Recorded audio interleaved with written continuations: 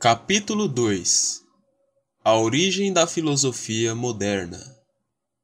A tradição que atribui a Descartes o advento da filosofia moderna não deve induzir-nos a erigir uma barreira intransponível entre o pensamento seiscentista e o que o precedeu, tornando-o possível. Embora o pensamento de Descartes tenha mudado de forma radical o método filosófico, grande parte de seu conteúdo não mudou. Portanto, não deveríamos surpreender-nos caso se possa demonstrar que algum argumento filosófico moderno foi antecipado pelos pensadores medievais, nas diversas tentativas que eles empreenderam no sentido de reconciliar a religião e a filosofia, ou de separá-las. O espírito de Platão e o de Aristóteles, seu discípulo e crítico, tem permeado a filosofia ao longo de toda a sua história e, no final das contas, é a eles que se deve remontar a quase totalidade das controvérsias medievais sobre o assunto. Eles legaram ao mundo argumentos e concepções de excelente força dramática e intelectual, não constituindo surpresa o fato de sua influência se fazer sentir onde quer que suas obras sejam lidas. Todas as religiões mediterrâneas importantes, judaísmo, cristianismo e islamismo, tentaram assimilar suas doutrinas ou apresentar alguma alternativa que fosse igualmente persuasiva e compatível com a intuição humana da natureza do mundo e do lugar que nele o homem ocupa. A tradição platônica e neoplatônica legou aos medievais uma cosmologia que não só justificava a crença numa realidade suprassensível, como descrevia de modo sublime a capacidade humana de ter acesso a ela. Platão argumentava que a verdade do mundo só é revelada à razão, e não à percepção sensível comum, que as verdades racionais são necessárias, eternas e, abre parênteses, como dizemos hoje, fecha parênteses, a priori.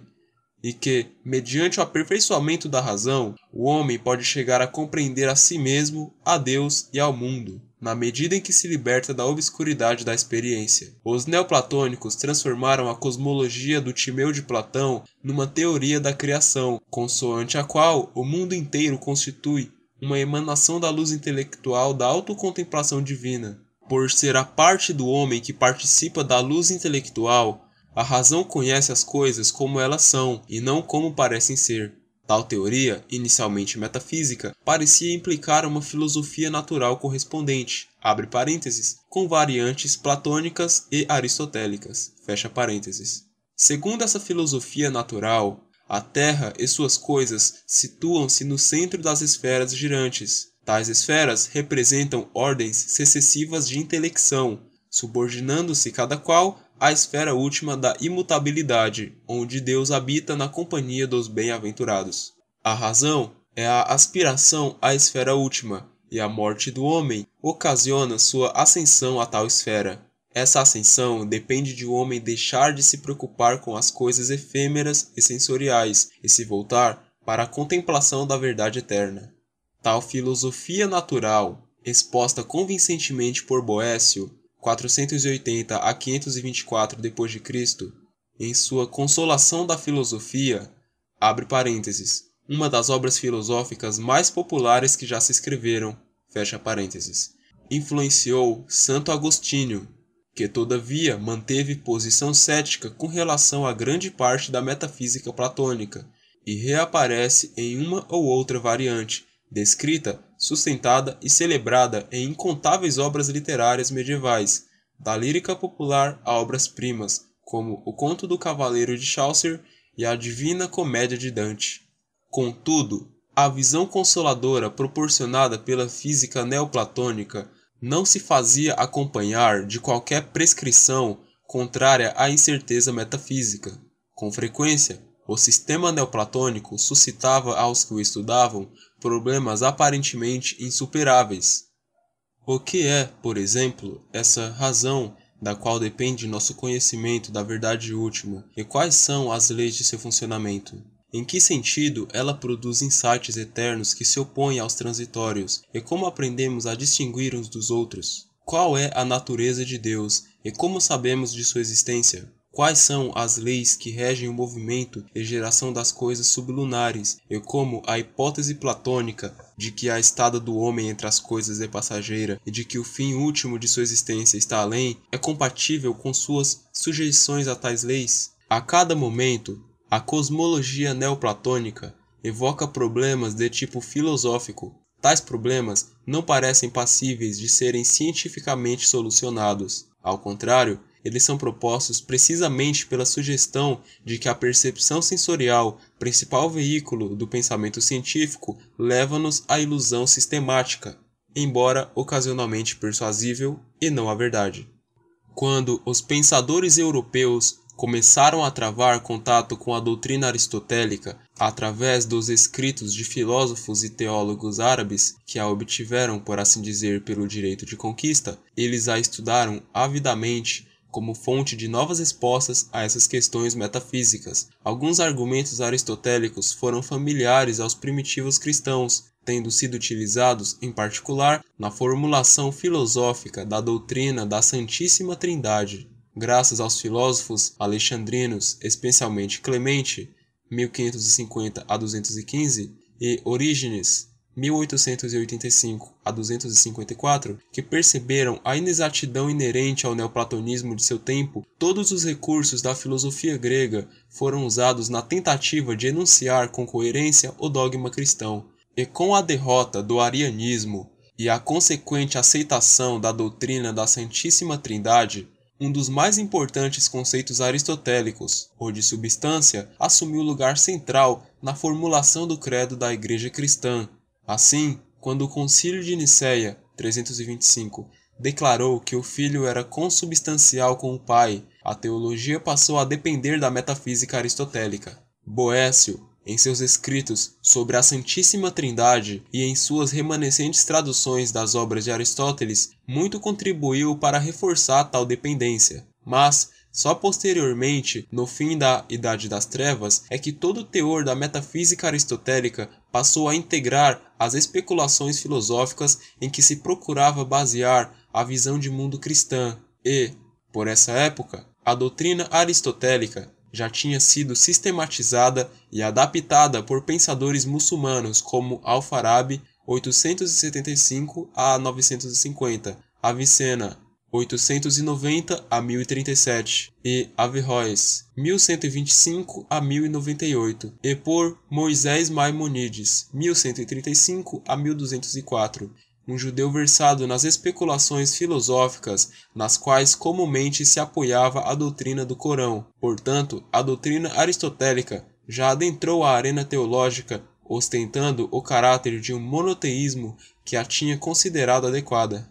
A conversão final dos teólogos cristãos ao modo de pensar aristotélico, ocorrida ao longo dos séculos XI e XII, deu origem, com fundação de universidades em centros importantes como Paris e Pádua, ao movimento filosófico que ora denominamos escolástica. O maior luminar deste movimento foi Santo Tomás de Aquino, 1225 a 1274, cuja Summa Theologica tentou descrever completamente a relação entre o homem e Deus, fiando-se apenas no raciocínio filosófico, sem recorrer à asserção mística ou à fé injustificada. Seu mestre em qualquer assunto era Aristóteles, e a subsequente síntese da doutrina cristã com a metafísica aristotélica, conhecida como tomismo por causa de seu criador, continua sendo o fundamento mais persuasivo oferecido à teologia cristã. Para entender o subsequente desenvolvimento da história da filosofia, é necessário compreender algumas das concepções, disputas e teorias que emergiram da tentativa de situar a doutrina neoplatônica e aristotélica numa estrutura de religião monoteísta e, ao fazê-lo, reconciliar a ciência e a moral clássicas com os dogmas da fé. Ao contrário da opinião de seus sucessores, os filósofos medievais não foram meros escravos da autoridade, nem se detinham facilmente diante de especulações que os levavam a entrar em conflito com a Igreja ou com o Estado. Como os próprios escolásticos costumavam dizer, a autoridade se deixa influenciar facilmente. O que quer dizer que, se quisermos conseguir seu apoio, devemos submeter-nos a ela da maneira que desejarmos.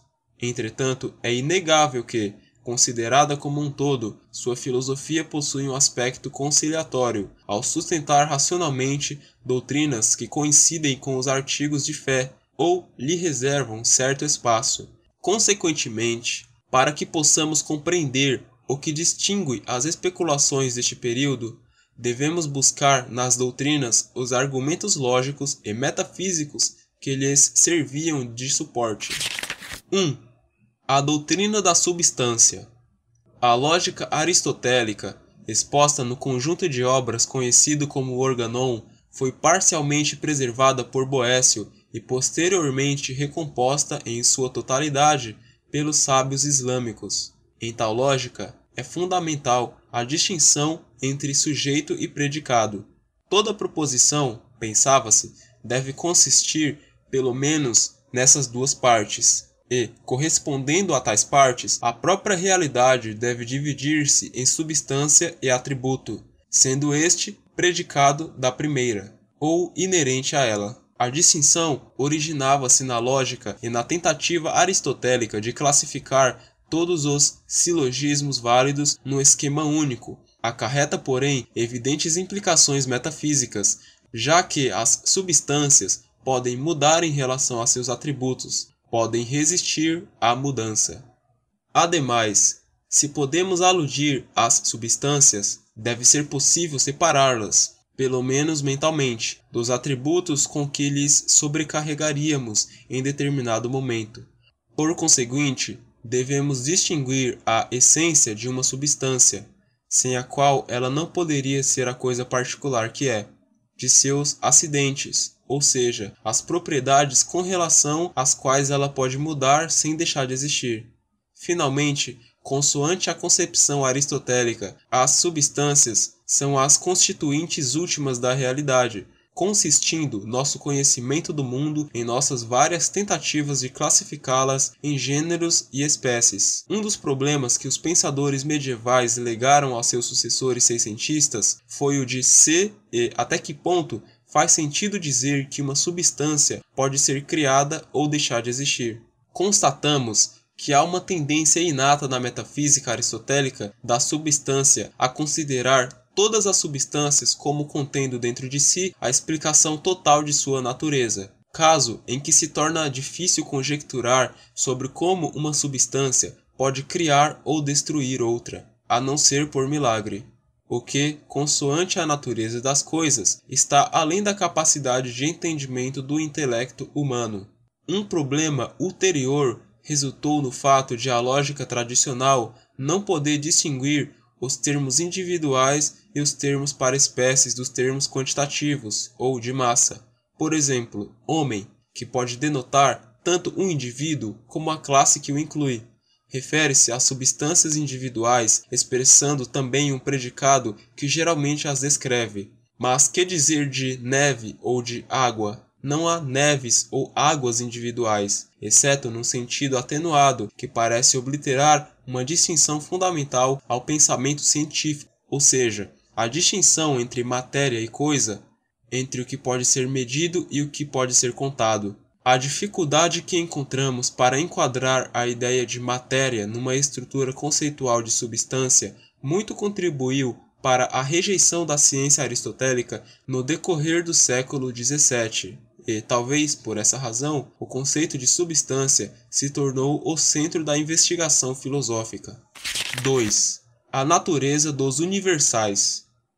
Qualquer filosofia que se formula sérias questões relativas à natureza das substâncias deve examinar também a natureza dos atributos ou propriedades que lhes são inerentes. A cosmologia neoplatônica transformara o mundo das ideias platônico original, onde se situam formas inalteradas, imutáveis e que só podem ser conhecidas pela razão, na esfera abençoada da imutabilidade. Mas a velha disputa metafísica entre Aristóteles e Platão com relação à natureza dos universais continuou no centro do pensamento medieval. Isso se deu porque essa disputa produziu a que talvez seja a questão mais importante da teoria do conhecimento, isso é, a de até que ponto o mundo pode ser conhecido pela razão. Tomando como texto básico uma passagem do Isagoge de Porfírio, transmitida e comentada por Boécio, os filósofos investigaram se os gêneros e as espécies existem realmente ou apenas no pensamento, e, caso existam realmente, se existem em substâncias individuais ou separadas delas. Para responder a tal questão, alguns filósofos reiteraram a posição platônica original, ao sustentar a existência independente dos universais no mundo das ideias. Outros assumiram a posição oposta, o nominalismo extremado, ao asseverar que os universais não passam de simples nomes e que somente existem os indivíduos. A ideia de azul não corresponde a qualquer realidade independente, ou seja, o único fato é o de que classificamos coisas sob esse rótulo. Guilherme de Ockham, 1285 a 1349, um dos mais importantes pensadores que defenderam uma versão da teoria nominalista, também combinou-a com uma doutrina que parece associar-se a ela de modo natural. Trata-se da doutrina do empirismo, consoante a qual a razão, longe de ser a única autoridade a determinar como são as coisas, subordina-se aos sentidos e deles depende, na investigação empírica. Tal empirismo de maneira alguma foi invulgar no pensamento medieval. Foi prenunciado por Aristóteles e, até certo ponto, aprovado por Santo Tomás de Aquino, que apoiou o lema escolástico Nihil in intellectus quod nisi prius insensu. Não há nada no entendimento que antes não tenha estado nos sentidos. Ditado que, ao menos interpretado de certa forma, implica um ceticismo radical com relação aos poderes da razão. Ockham estava preparado para levar tal ceticismo às extremas consequências e, para combiná-lo, como posteriormente os fariam os empiristas, com uma teoria da natureza e da função da linguagem que anularia quase grande parte das alegações tradicionais em favor da razão. Enquanto desenvolvia tal teoria, Ockham antecipou muitas das principais concepções de filósofos posteriores, inclusive a teoria da causalidade humeana, a teoria leibniziana das relações e o ataque à teoria do espaço e do tempo absolutos, seguido em seu ceticismo pelo vigoroso Nicolas d'Autrecourt, 1300 depois de 1350. Ele desafiou energeticamente muitos dos dogmas da Igreja, ao argumentar que estes devem ser fundamentados na fé e não na razão, que, por mais que se esforce, nunca chegará a compreendê-los. Desse modo, a antiga disputa sobre a natureza dos universais serviu de foco para o crescente desacordo entre empirismo e racionalismo, e para a luta entre o ceticismo, que se associava ao primeiro, e as convicções ambíguas do segundo. Além disso, no decorrer dessas disputas, tornou-se cada vez mais evidente que grande parte da filosofia, ou talvez a própria possibilidade de se filosofar, depende da verdade acerca da linguagem. Consequentemente, foi na época da escolástica que a filosofia começou a incorporar a teoria do significado e o estudo do uso como foco central e talvez determinante de seus argumentos. Com esse estudo, surgiram importantes teorias específicas, como a das ideias abstratas, adotada por Pedro Abelardo, 1079 a 1142, e legada a Locke e ao empirismo britânico, e a doutrina de que as entidades não devem ser multiplicadas além do necessário.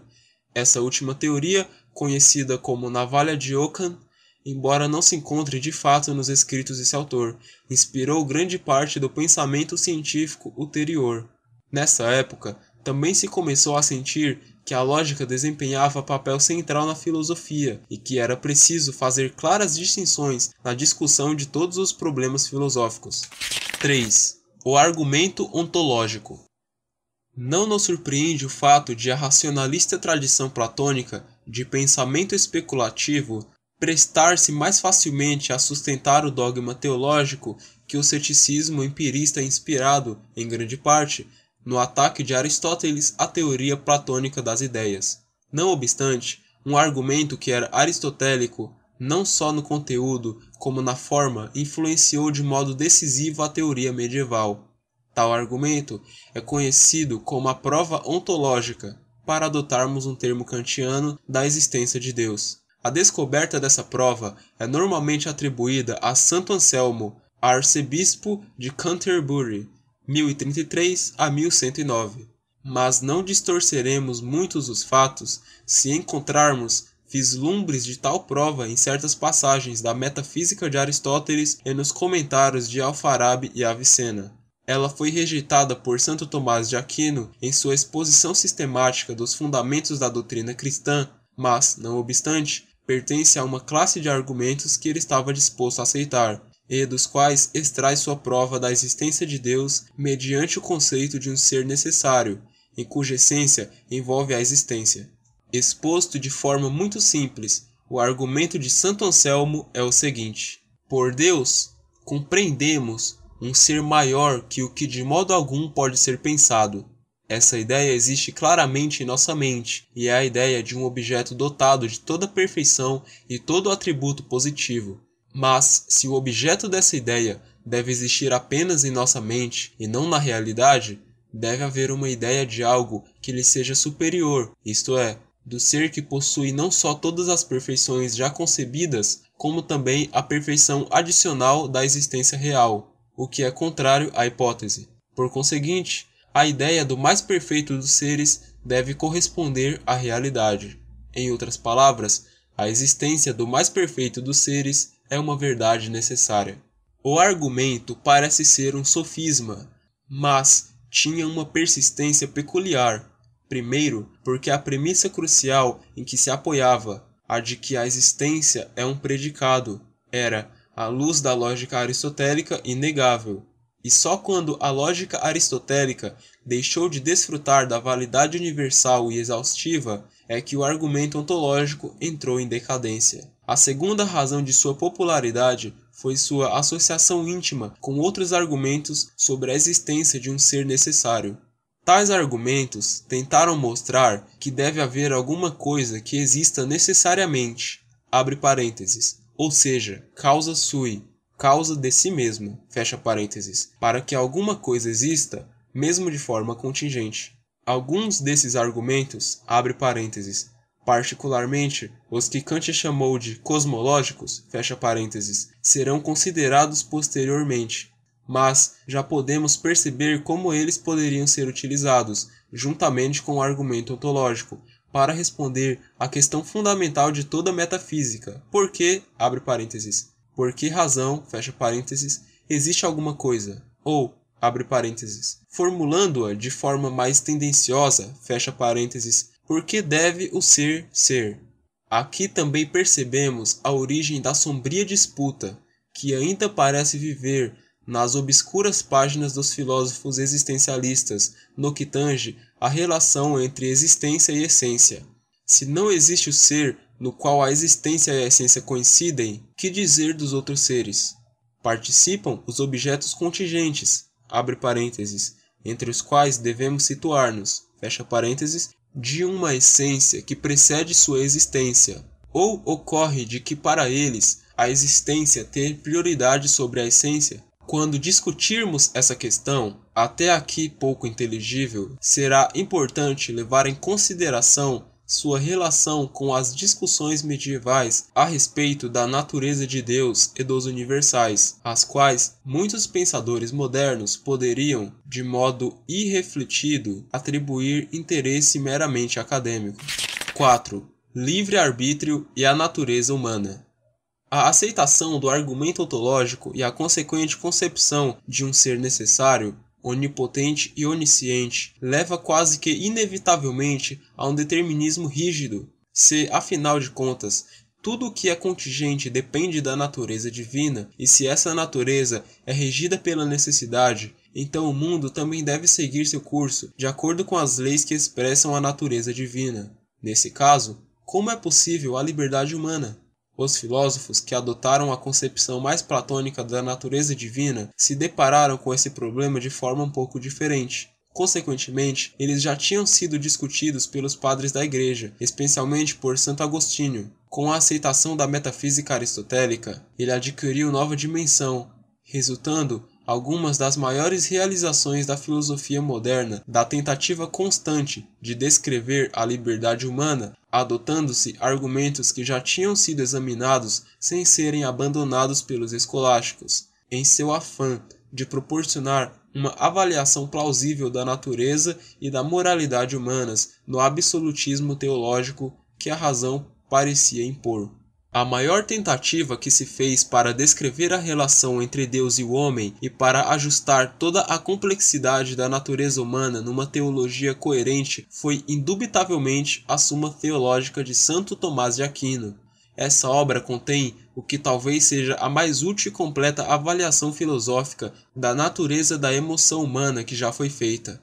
Santo Tomás de Aquino tentou não só incorporar em sua obra o que considerava ser a totalidade do que era verdadeiro e bem fundamentado nas fontes clássicas que lhe eram disponíveis, como implementar a imagem da natureza e da virtude humanas apresentada por Aristóteles em sua Ética a Nicômaco, e mostrar sua compatibilidade com a doutrina da religião revelada. Embora muitas de suas suposições logo tenham sido criticadas pelo ceticismo de Oca e seus seguidores, não resta a menor dúvida de que ele foi bem-sucedido em convencer seus contemporâneos de que a filosofia podia não somente produzir a verdade sobre a natureza humana, mas também sustentar as doutrinas da fé cristã, de modo a deixar pouco espaço para a dúvida acerca das principais questões de moral e religião com as quais todo homem deve deparar-se em alguma fase de sua vida racional. A filosofia de Santo Tomás de Aquino dependia muito da doutrina aristotélica da substância e das contribuições da lógica medieval. Entretanto, apesar de frequentemente discordar do empirismo, apoiou com perseverança a doutrina do poder e da autonomia da razão humana.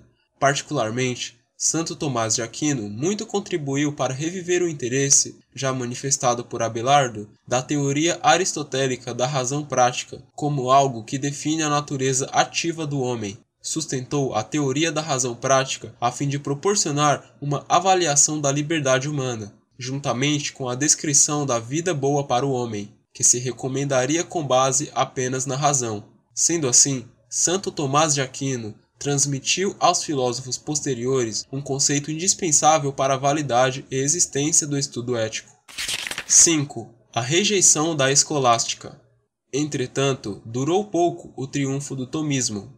Seu primeiro rival importante foi o humanismo do Renascimento que se iniciava. Isso se deu juntamente com revoluções nas práticas pedagógicas que tenderiam a transferir a autoridade intelectual dos eclesiásticos para os cortesãos e homens de letras e com a gradual ascensão de um espírito de pesquisa científica hostil à pronta aceitação do dogma teológico. Portanto, no decorrer dos séculos XIV e XV, criticou-se cada vez mais a existência das escolas, desenvolvendo-se uma consciência crescente das lacunas dos sistemas por elas difundidos. A história intelectual desse período é complexa, e a transição dos enfoques medievais sobre a educação e a vida intelectual para os modernos foi muito menos abrupta do que a representada por nossa moderna propensão a transições nítidas. Só em 1685 é que o Manual de Lógica de Guilherme de Ockham foi adotado na Universidade de Oxford, embora já com o Metalogicon de João de Salisbury, bispo de Chartres, 1120 a 1180, se tivessem lançado as sementes do humanismo renascentista, passando-se a duvidar das teorias pedagógicas medievais. Não obstante, é óbvio que ocorreu uma mudança no clima intelectual da Europa entre esses dois períodos, que não poderia deixar de ter as repercussões mais profundas na história da filosofia.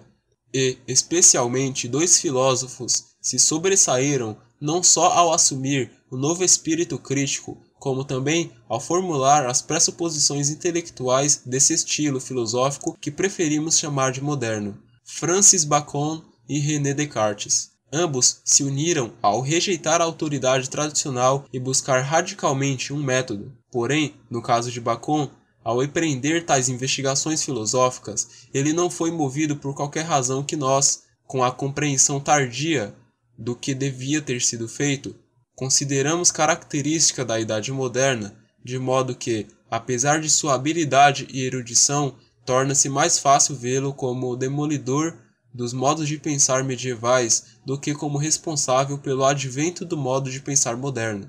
Todavia, é conveniente concluir que esse resumo, com algumas observações relativas, é a evidente contribuição de Bacon à filosofia moderna.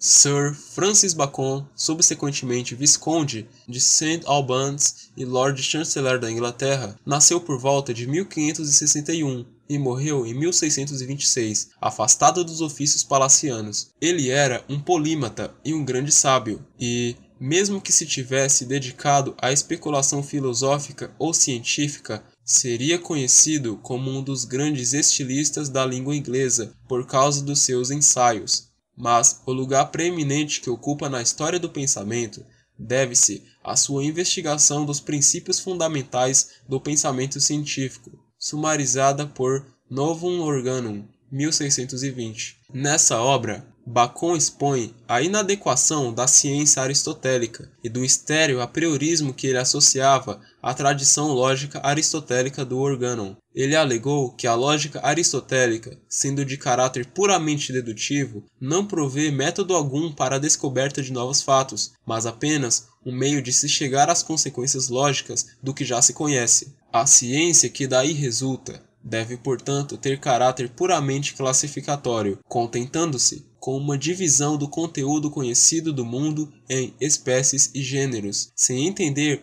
a verdadeira causalidade que leva os objetos a manifestar as similaridades pelas quais poderíamos classificá-los em primeiro lugar. Em vez da ciência aristotélica, ele propôs seu método de indução, a postulação de leis universais com base em instâncias observadas, esperando, deste modo, promover o casamento legal e verdadeiro entre a faculdade empírica e o racional. Embora o desenvolvimento desse método de Bacon fosse necessariamente especulativo e incompleto, ao fazê-lo, ele simultaneamente teceu várias críticas notáveis à tradição aristotélica e introduziu concepções que ulteriormente vieram a mostrar-se fundamentais para o pensamento científico. Criticou a doutrina das causas finais e a de que a causa de um evento poderia ser encontrada em sua finalidade, e com ela, muitas das preconcepções racionalistas relativas à causação que encontraremos nos próximos capítulos. Em lugar de tais pressuposições,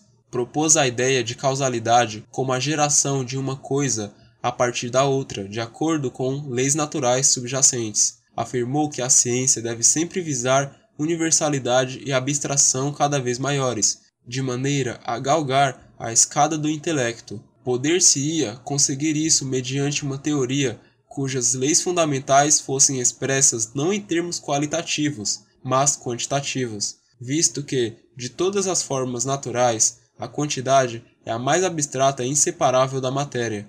Essa concepção de ciência, como a formulação das leis quantitativas, em breve viria a alcançar a supremacia intelectual após as descobertas de Galileu e de Harvey. Bacon também atacou o que considerou arbitrário e convencional na ciência aristotélica e, ao fazê-lo, introduziu sua doutrina das formas, que prenunciou a que viria a ser cogitada por Locke, ou seja, a de que a ciência deveria lidar com o real e não com as essências nominais das coisas. Abre parênteses, ver página 93, fecha parênteses. Mas, antes que se pudesse sentir totalmente a influência de Bacon, a filosofia sofreu uma convulsão radical. Isso foi causado pela declaração de Descartes, de que todos os resultados obtidos pela filosofia eram infundados até que pudesse haver acordo acerca de suas premissas, bem como um método através do qual se pudesse avançar a partir de premissas. Só após o cartesianismo é que a natureza do pensamento de Bacon veio a ser totalmente apreciada,